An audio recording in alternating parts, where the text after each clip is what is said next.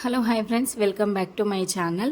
ఇవాళ వీడియో వచ్చేసి 100 grams dark compound, 100 grams వచ్చేసి మిల్క్ కాంపౌండ్ని యూజ్ చేసి మనము అందులో ఫిల్లింగ్ బాదం పప్పు యాడ్ చేసుకొని చాక్లెట్ని అయితే ప్రిపేర్ చేసుకోబోతున్నాం అనమాట.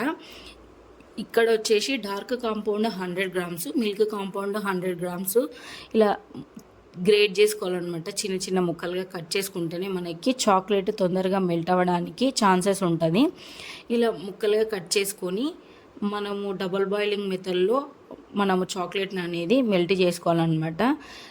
ఈ చాక్లెట్ మెల్టింగ్ టైం అయితే వైట్ కాంపౌండ్ కంటే కొంచెం తక్కువనే ఉంటుందన్నమాట. వైట్ కాంపౌండ్ ఎక్కువ టైం తీసుకుంటుంది, డార్క్ కాంపౌండ్ అయితే ఏం లేదు. కానీ మీరు 8 to 10 మినిట్స్, ఎంత లేదన్నా 8 మినిట్స్ వరకు చాక్లెట్ని ఇలా కలుపుతూ ఉంటేనే ఆ కన్సిస్టెన్సీ వస్తుంది. చాక్లెట్లో ఒక షైనింగ్ అనేది వచ్చేంత వరకు మీరు ఇలా మిక్స్ చేసుకోవాలి. తర్వాత వచ్చేసి బాదం పప్పుని డ్రై రోస్ట్ చేసుకొని చిన్న చిన్న ముక్కలుగా కట్ చేసుకొని అందులో వేసుకోవాలండి. మీరు బాదం పప్పు ప్లేస్లో రైస్ క్రిస్పస్ యాడ్ చేసుకొని కూడా వేసుకోవచ్చు. నేను నెక్స్ట్ వీడియోలో చూపిస్తానన్నమాట రైస్ క్రిస్పస్ అంటే ఏంటిది, అది అందులో ఎట్లా వేసుకోవాలని చెప్పేసి.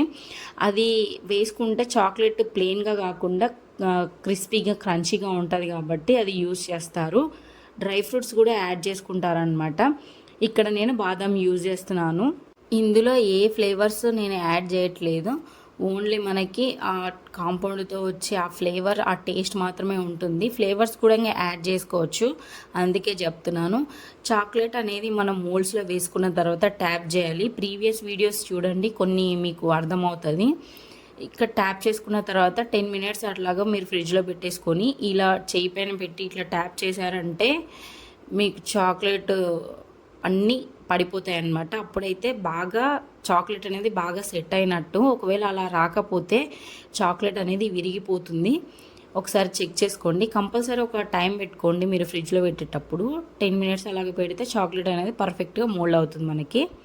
ఇక్కడ వచ్చేసి చాక్లెట్ వ్రాపింగ్ అండి.